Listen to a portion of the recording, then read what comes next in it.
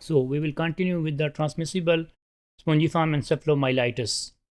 There are different reasons we have already studied, which can be caused because of the TSE. However, the TSE caused by prions. Prions are the proteins. So we will continue with the studying the TSE caused by the prions.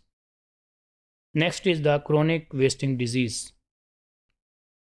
What is the chronic wasting disease? What is its etiology? What are the agents, viruses, or the proteins, or what are causing the disease? It's called etiology. So these are caused by the prions. Of course, the prions are proteins, two kinds of the proteins which are very common and which are causing the disease of the TSE. It is contagious neurological disease, as it's common from the neurological disease. Neurological disease is that kind of disease which cause the problems in the nervous system with the neurons of the body. It causes characteristics spongy degeneration of the brain cells of the infected animals, which will result in the emaciation, the weakness of the animal, which will result in the abnormal behavior. Of course, when some protein or some virus is causing disease in the brain, the abnormal behavior will be the results of it. Loss of bodily function, and sometimes the death of the animal can also be occur because of these disease.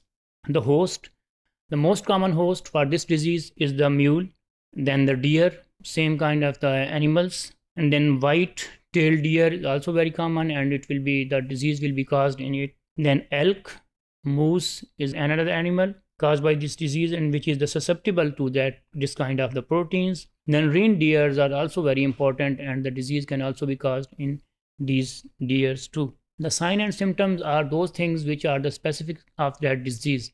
What are the special signs which are shown by this disease in that specific animals? It is called sign and then the symptoms. First of all, because the disease is concerned with the nervous system, of course, the neurological disorder, that's why it's the problem with the abnormal behavior of the animal will be the cause of the disease. Difficulties in the movement of the animal, it will be very difficult for the animal to move because the neurons which are transmitting the information towards the muscles, it will be causing the problems. Then weight loss over time will also one of them. The animal will be losing its weights very rapidly. Listlessness is very important. The animal will not be in the rest condition. It will be just moving its body limbs in different directions. Then lowering of the head, because its problem with the neurons, so animal will lower its head. Then the excessive salivation, because of the most of the time the nervous system problem. Excessive salivation is also there, just like the rabies we often see in the dogs.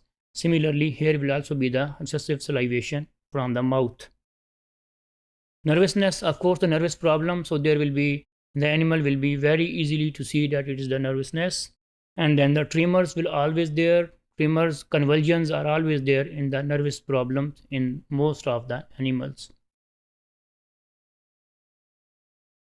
Most importantly, the transmission of the prions or transmission of the proteins, how the animals are able to transmit this disease, how that protein, how that prions are able to transmit this disease from one animal to another animal.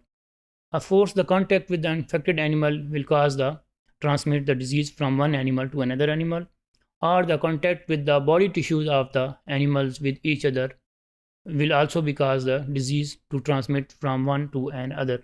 And then similarly, the body fluids are also capable of transmitting the disease from one animal to other.